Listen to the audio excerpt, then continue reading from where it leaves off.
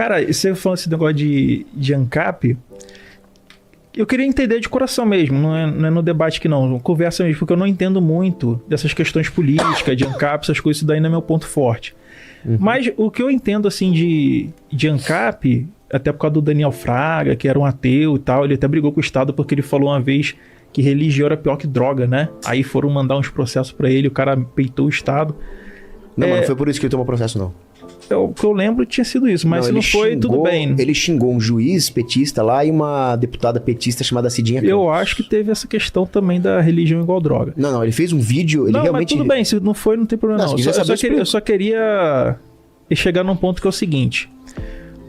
O anarcapitalismo, ele prega o fim da coerção, né? Tem acho que é PNA, né? Princípio da não agressão, né? Depende da vertente. Eu, por exemplo, não sou a favor do fim da coerção.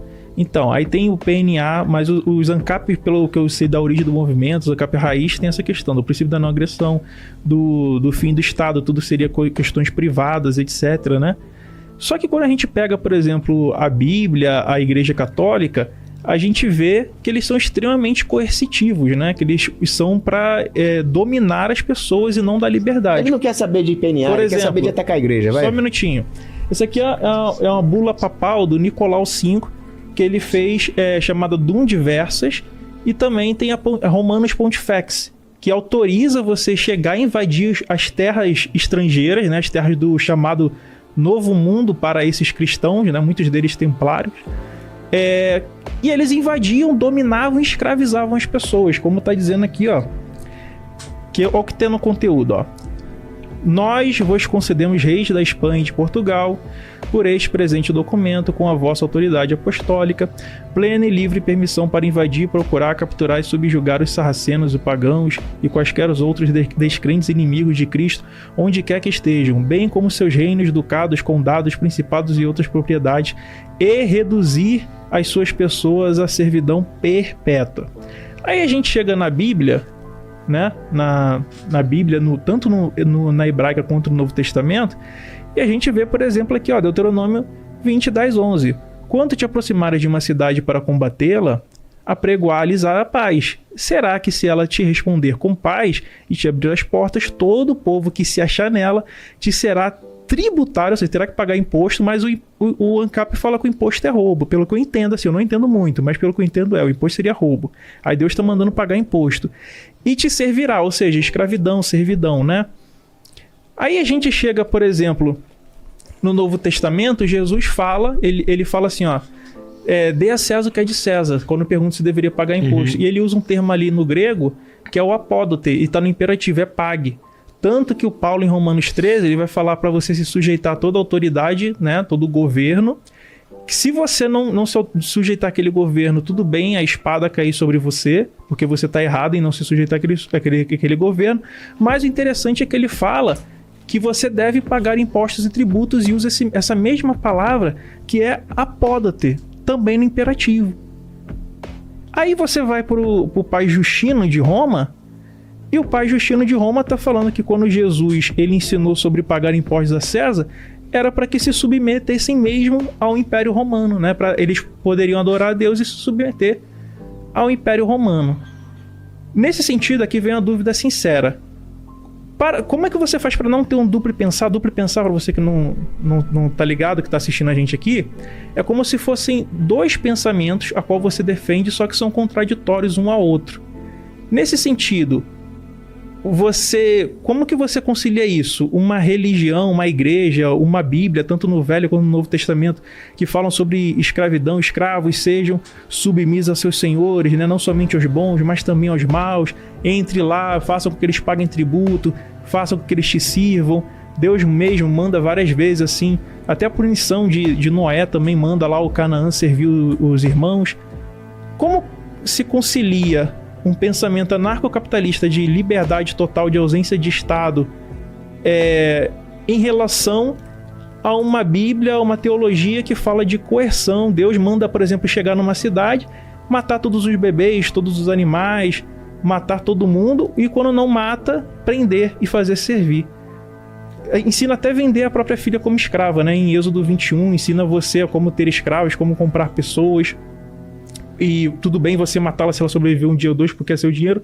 Como conciliar anarcocapitalismo, que é uma filosofia libertária e não coercitiva por causa do princípio da não agressão, com esses conceitos bíblicos que são coercitivos e que fazem com que se pague impostos, né? Eu acho meio contraditório.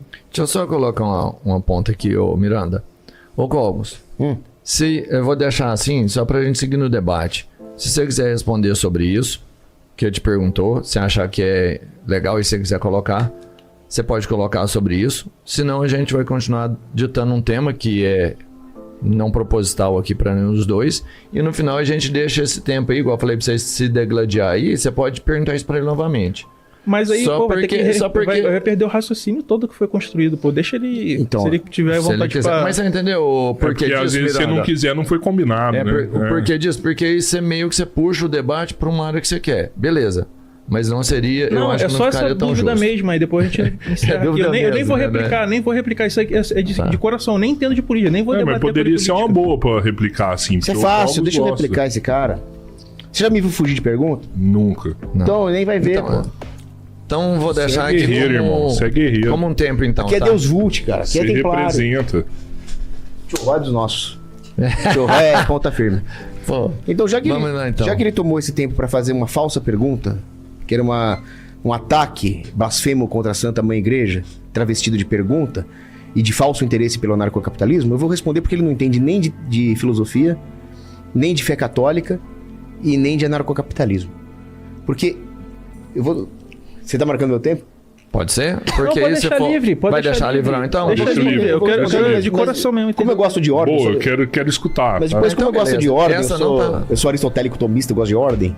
Então depois a gente pode fazer vocês dois proporem um novo tema e nós fazemos também 15-15, né? Dessa vez com ele começando, porque eu comecei primeiro. Isso, exatamente. Aí fica justo isso daí. Mania de imitar o Bolsonaro o tempo inteiro. Agora, vamos lá então.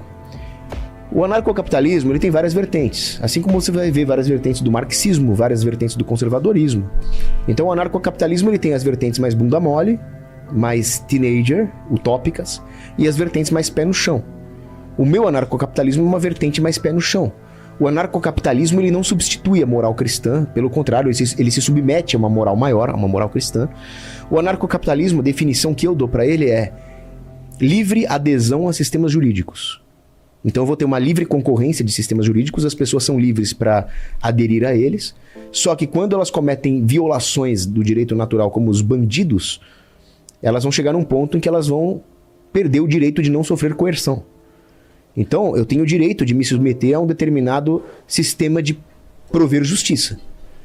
Só que uma vez que eu violo o direito natural, violo os contratos, eu estou sujeito a ser coagido por esse sistema de justiça. Então o anarcocapitalismo é isso.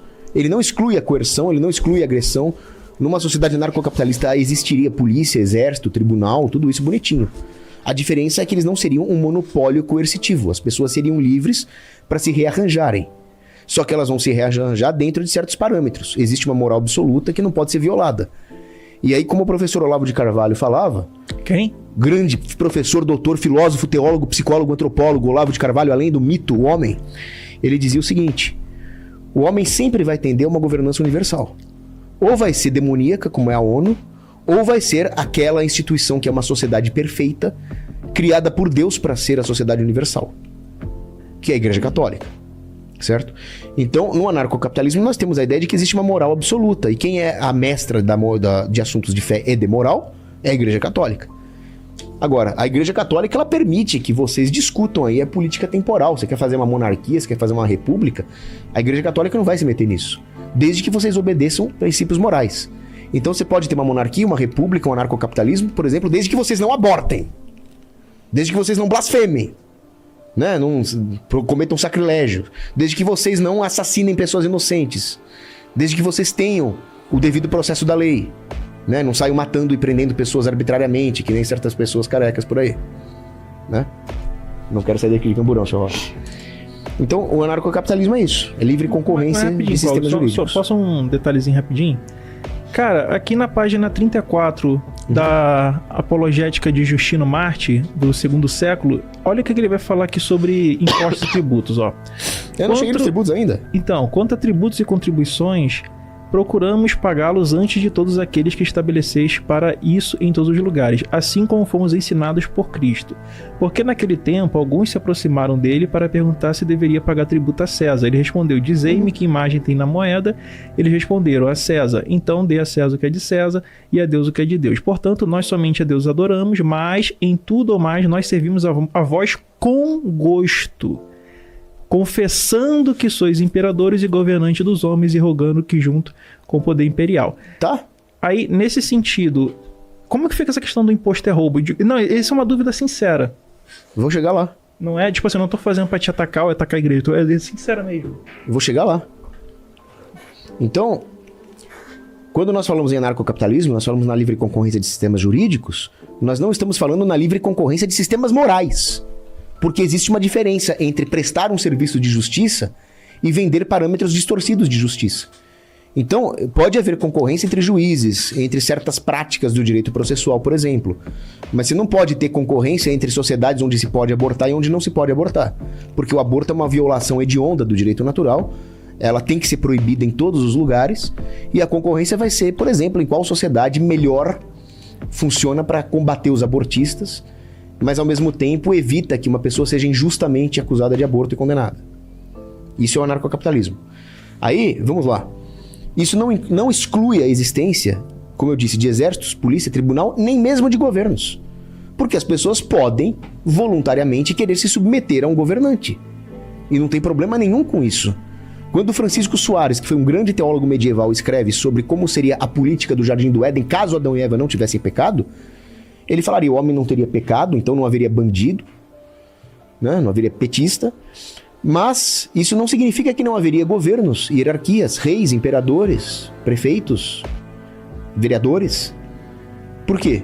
Porque são formas de organização social que podem ter os seus méritos, desde que elas não violem o direito natural. Então o anarcocapitalismo não é outra coisa senão submeter esse tipo de arranjo social, que são os governos, a uma lei moral. E nada mais justo, porque as governanças na Terra, as autoridades justamente constituídas, como fala São Paulo na Carta aos Romanos, elas são um reflexo do poder e da autoridade de Deus. Deus é um governante, ele governa o universo, ele é um monarca, ele tem autoridade. Então esses anarcocapitalistas ideológicos, libertim, cabeça de melão, quando eles falam que todo governo é errado, eles estariam sendo ateus ou rebeldes, porque eles vão dizer então que o governo de Deus no universo é errado, e não é. Só que como na Idade Média existia uma estrutura muito bem definida de hierarquia entre os próprios governantes, daí vem os títulos nobiliárquicos. Então você tinha o imperador, o rei, o duque, o marquês, o conde, o visconde, o barão, etc. O que é isso senão uma hierarquia? Um se submete ao outro. Ou seja, todos os governantes das terras, César, qualquer imperador, eles têm que estar sujeitos à lei moral de Deus, senão eles são rebeldes. Senão eles são separatistas em relação a Deus. O anarcocapitalismo é só sobre isso. Você não pode ser um governante que cria suas próprias leis à revelia da obediência da lei divina.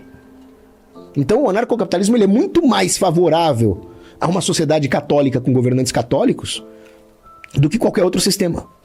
Porque não poderia ter um César que desobedeça a Deus. E é isso que Jesus fala quando ele fala: dai a César o que é de César e a Deus o que é de Deus.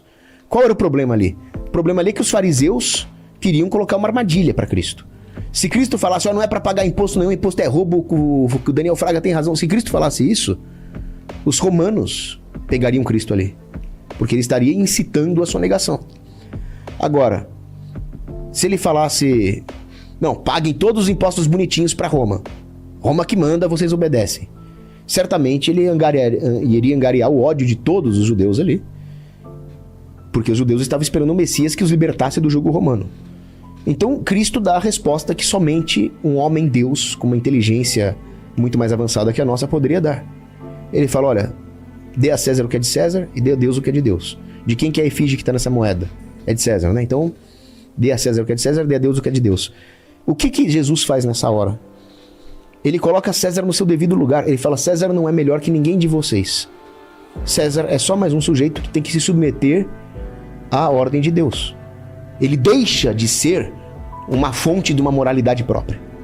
Ele passa a ser uma pessoa como outra qualquer. Claro que as pessoas têm diferentes habilidades, diferentes talentos, diferentes graus de dignidade na sua conduta. Então é claro, é possível que numa sociedade livre surjam imperadores e servos. Desde que isso seja dentro da lei natural, dentro da adesão voluntária, né? Agora, é claro, é possível que um governante emita moedas com a sua efígie. E essa moeda vai ser dele. No momento em que ele troca essa moeda por um bem e serviço, essa moeda passa a ser do outro. Isso é lei natural, e o César não está acima dessa lei natural. Então, quando ele fala de quem é essa moeda que é de César, o que ele está falando? É uma riqueza material que pertence ao mundo material. A nossa riqueza é muito maior que essa, são os bens espirituais acumulados na eternidade. Agora, não existe um hiato entre as duas coisas, porque o Criador da eternidade também é o Criador do mundo temporal. Então, pela lei natural, pela lei eterna, se eu pego a minha moeda que eu emiti e troco com o Tchorró por esse monster, agora a moeda que eu emiti é do Tchorró, não é minha mais. Senão é roubo.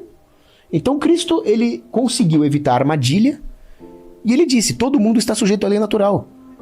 Agora, se você fez um acordo com César, você não pode dar o calote no César se você fez um acordo com ele. Ah, mas ele é um imperador, ele é safado. Você fez um acordo com ele, você vai ter que pagar. Então é isso. Nós temos, por exemplo, em Mateus 17, quando Jesus fala, né, que os viajantes chegam e não tem dinheiro para pagar.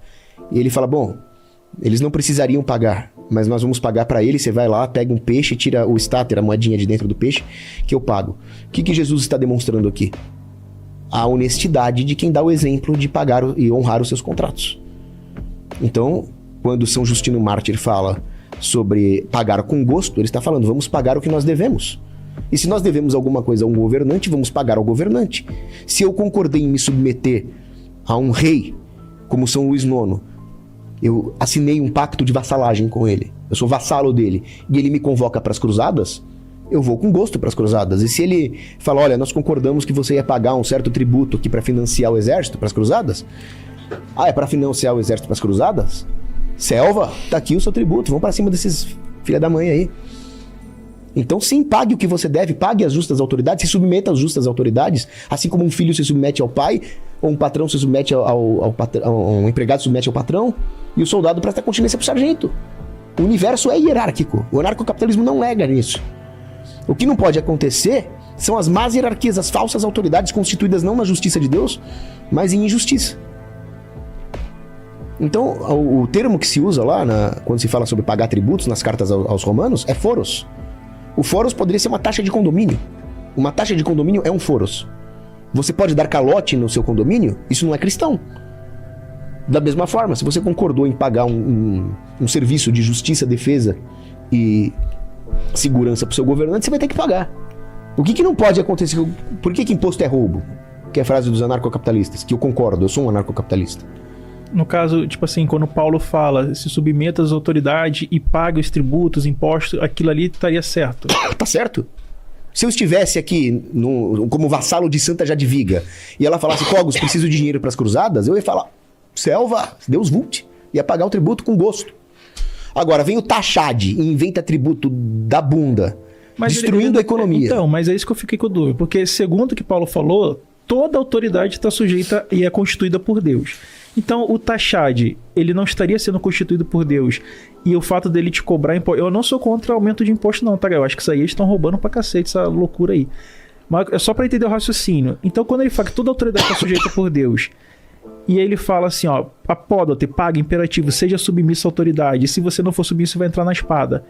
Isso não é uma forma de coerção e também de obrigar a pessoa a pagar imposto? Ué, o que acontece se você for numa balada e não quiser pagar? Vem um cara do tamanho do Tchorró, fala, você vai pagar. Então, coerção, você pode pagar por bem ou por mal. Não é coerção? Mas você acha que é injusto? Não é coerção? É. Então... Mas eu não sou contra a coerção. E o anarcocapitalista, que ele acha que o imposto é roubo, aí tem o princípio da não agressão, não entra em conflito? Não, porque você está confundindo anarcocapitalismo com pacifismo. Nós não somos pacifistas. Eu, inclusive, concordo e assino embaixo do que falou o grande e saudoso delegado Sivuca. Posso falar, Tchorró? Claro, fica bom. Bandido bom é bandido morto, enterrado em pé pra não ocupar espaço na vala, pô. Jesus morreu, né? Jesus era considerado bandido, né? Considerado não é porque ele era bandido. Ele era falsamente acusado. Então, ele foi acusado de blasfêmia. Por exemplo, falar que é Deus, mas ele é Deus. O filho do mito foi acusado de rachadinha, não é isso? Aí, se ele fosse condenado, ele seria um bandido. Ele seria bom morto? Você não tem senso de proporção? Quer dizer que você acha que eu furtar um monstro da geladeira do Tchorró eu tenho que ser fuzilado? Ué, Você na tá comparando Bíblia isso com diz que estupro? a menina que não é virgem no dia do casamento tem que ser apedrejada até a morte, então também cadê a proporcionalidade aí? Aí você tá cometendo um erro muito grave. Você tá lendo o Antigo Testamento de uma forma completamente esquizofrênica e isolada. Mas eu já vou chegar nesse ponto. Eu vou refutar tudo que você fala de Antigo Testamento de uma vez só, com 2 frases. Mas antes disso, no Antigo Testamento você tinha pena de morte para 16 crimes, sendo que um era passável de pano. Agora, o Antigo Testamento ele foi levado à plenitude com a lei da caridade em Cristo. Só que isso não exclui a pena de morte para crimes que ameaçam a ordem de justiça. Então, se no Antigo Testamento você tinha uma disciplina que nos leva à comunhão com Cristo, isso está escrito em Gálatas, né? Você tinha no Antigo Testamento, Gálatas 3, se não me engano, né? Na lei do Antigo Testamento você tinha uma disciplina que nos leva à comunhão com a promessa dos descendentes de Abraão. Então ali era um período de pedagogia. Em Gálatas fala que o Antigo Testamento era um período de pedagogia. Mas apedrejar a menina que não é virgem no casamento leva a comunhão com Cristo como? Porque no Antigo Testamento...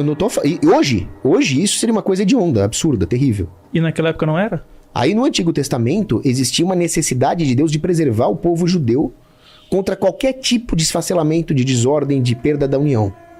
Então, eles preservavam muito a ideia da menina casar virgem, né? Para não ter o quê? Famílias desestruturadas.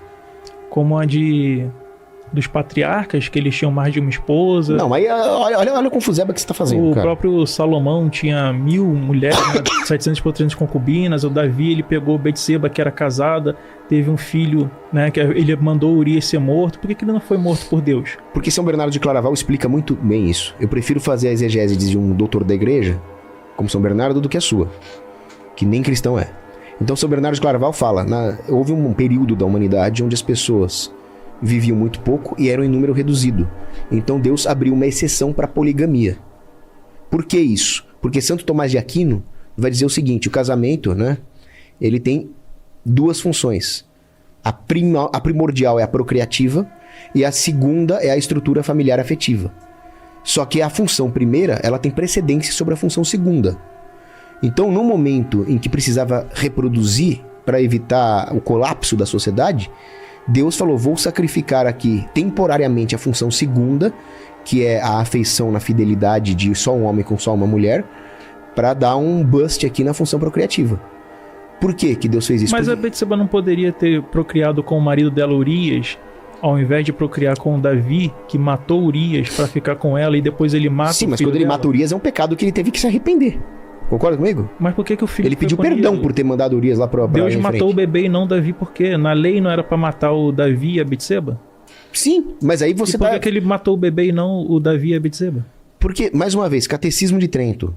Lá está escrito as situações onde você pode matar. Em que situações você pode matar alguém? Que o mandamento não é não matar, né? O mandamento é não assassinarás. Então, aí o Achaste. Moisés, assim que ele desce do monte, ele manda assassinar 3.000 pessoas, né? É uma Então. contradição. Não é uma contradição. Então, o catecismo por que da que ele igreja... assassinou? Vamos lá. Eu, Paulo Cogos, tenho autoridade para interpretar o Antigo Testamento? Sim ou não? Cara, Não, não tenho. Eu não sou ninguém para eu interpretar o acho Antigo que qualquer Testamento. um que saiba ler e interpretar pode. Não, eu sou fazer uma leigo. exegese. Eu não sou ordenado padre, eu não tenho sacramento da ordem. Mas ontem eu tava debatendo com o padre e o padre tava falando que tinha Jesus Cristo na Bíblia hebraica. Bom, eu não vi esse trecho. Aí é problema seu com ele. Mas o padre não tá errado. Não, ontem eu mostrei que tava. Não, o padre Fábio tá certo, porque quando ele fala... Mas calma aí, você não respondeu Não, a questão. aí que tá, por aí que qual tá. O motivo, que o padre, tipo assim... Já vou chegar lá, cara. Mas assim, quando o padre Fábio fala que existe Jesus Cristo na Bíblia hebraica, Não, mas aí É você óbvio vai que desviar. existe. Aí É aí você óbvio, vai não, desviar. rapidinho, Sobre cara. a questão lá das meninas que são mortas. já vou falar se você deixar. Ô, Nando Moura, 2. Não vai me dizer que você gosta de hienas com trozoba também. Eu não vou falar que você é um servo dando a bunda pro capitão, cara. Não vou falar isso. Eu vou falar que você gosta de hienas com trozoba. O ponto é o seguinte. Ficou O impactado. padre Fábio tá certo. O Antigo Testamento é uma prefiguração do Novo. Toda a Bíblia, desde o Antigo até o Novo, desde Gênesis até Apocalipse, é cristocêntrica. Santo Agostinho falava isso. O Novo Testamento está oculto no Velho e o Velho se manifesta na sua plenitude no Novo. Por isso que a sua leitura é errada. Você lê o Antigo Testamento e o Novo como se fossem coisas estanques, como se Deus não estivesse preparando a humanidade, usando as próprias falhas dos sistemas humanos para levar o homem até a plenitude das regras de Cristo. Então, quando ele manda assassinar crianças, bebês recém-nascidos e animais inocentes, é Jesus que está fazendo isso? Então vamos lá. Deus Pai é Deus. Deus Filho é Deus. Deus Espírito Santo é Deus. Sim. Então vamos lá. Existem 4 situações onde você pode matar alguém. Qual a situação que justifica matar um bebê recém-nascido? Se você deixar, Nando Moura, eu vou falar. A primeira você vai concordar comigo. Legítima defesa. Concorda? Como é que você vai se defender de um bebê, cara? Se você deixar completar o raciocínio, ou ejaculação precoce... Deixa eu finalizar aí, vamos lá. Vai. Você concorda que a legítima defesa é justo? Sua ou de terceiros? Ok. Guerra justa. Também entraria em legítima defesa. A OTAN invade o Brasil para internacionalizar a Amazônia. Legítima defesa. É, um tipo de legítima defesa. Não é só isso também. Você não pode reduzir a guerra justa à legítima defesa. Você tem guerras preventivas, enfim. Terceiro, justa punição. Champinha, estuprou, torturou e matou uma menina. Eu sou a favor da pena de morte no caso desse. Tipo os hebreus, tipo Moisés que fez lá em Números, que ele sequestrou as meninas virgens para casar, né? Não, tipo Champinha que estuprou, torturou e matou porque ele é um psicopata demente e hediondo. Então, e os caras que quando capturaram as meninas levaram elas para serem escravas sexuais. Quarto caso em que você pode matar alguém. Ordens diretas de Deus. Que foi Abraão com Isaac. Que nem ele mandou matar, por exemplo, mandou matar ele mandou matar o graveto no sábado, né? Isso é muito justo. Ele mandou... Presta atenção, cara. Ele mandou Abraão matar o próprio filho Isaac. E o Isaac não tinha feito nada. Ele não tinha violado nenhum preceito. Concorda? E assim como ele executou com a filha de Jefté, né? E os descendentes de Saul, que ele levou a cabo. Ok. Assim como ele vai te matar também, vai me matar também. Todo mundo aqui vai ser morto por Deus. Você pensou nisso? Mas e o filho de Davi? Por que ele foi morto? Vamos lá. Ordens de Deus. Diretas. Isso permite... Mas não tem uma moral objetiva? Porque se você está falando que Deus ele decreta o que é certo e errado, logo é um comando divino. Isso aí se chama dilema de Eutífron. Se é um comando divino, logo é uma moral subjetiva, porque Deus ele mata ou não, ele faz uma ação boa ou ruim, conforme a vontade dele. Tá, você cadê a moral objetiva? Você está chegando no dilema de Eutífron. Tudo que Deus fez no Antigo Testamento tem uma razão de ser. Tudo. Qual o bem maior que justifica o massacre de crianças e bebês recém-nascidos? Vamos lá, filho de Davi. Vamos por partes. Filho de Davi. Deus está ali sendo pedagógico. Ele está mostrando o efeito maligno do pecado. Matar uma criança é pedagogia. Deus está mostrando... doença. Davi pecou, certo? E por que ele e a Betseba que pecaram não foram punidos? Deus mostrou o quão hediondas são as consequências do pecado. Você fez uma analogia, vou fazer uma analogia com você. Calma, deixa eu terminar essa frase. Se, por exemplo, seu avô roubou, é justo você ser preso? Não. Então, se o Davi e a Betseba pecaram, por que o filho deles que sofreu a punição? Porque se o meu avô roubou e Deus me amaldiçoar e falar que eu tenho que ser preso, é justo, porque Deus mandou, entendeu? Então, o comando divino é um comando do mal, e aí, novamente, nós não temos um Deus omnibenevolente, o Deus do bem, e aí nós temos uma contradição. E qual o seu parâmetro para falar que alguma coisa é má? Quando a gente fala que quando tem 2 sofrimentos desnecessários, isso é mal.